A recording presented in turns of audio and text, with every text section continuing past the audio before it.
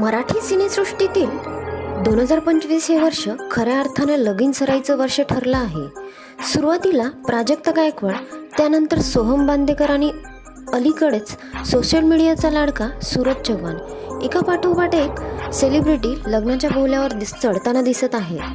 पण या सगळ्यात एका अभिनेत्रीने गुपचूप आपला साखरपुडा उरकून घेत चाहत्यांना आश्चर्याचा धक्का दिला आहे.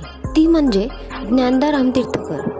मात्र या आनंदाच्या बातमीसोबतच सोशल मीडियावर एका वादालाही तोंड फुटलं आहे. ठिपक्यांची रांगोळीमधली लाडकी अप्पू किंवा सध्या लग्नानंतर होईलच प्रेममधील प्रेमळ काव्या, ज्ञानदाने आपल्या निरागस सौंदर्याने प्रेक्षकांना नेहमीच भुरळ घातली आहे. गेल्या काही दिवसांपासून ज्ञानदाच्या इंस्टाग्रामवर लग्नाचे संकेत मिळत होते.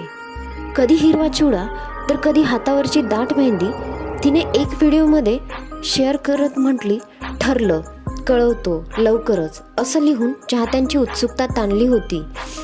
अखेर ज्ञानदाने तिच्या आयुष्याच्या जोडीदाराचा खरा चेहरा जगासमोर आणला आहे. साखरपुड्याचे फोटो शेअर केल्यापासून ज्ञानदा ट्रोलर्सच्या निशाण्यावर आल्याचं पाहायला मिळतंय.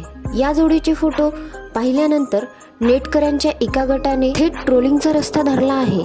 हर्षद आणि ज्ञानदा यांच्या वयात मोठं अंतर असल्याचं सांगत अनेकांनी हर्षदला चक्क काका म्हणून संबोधलं आहे.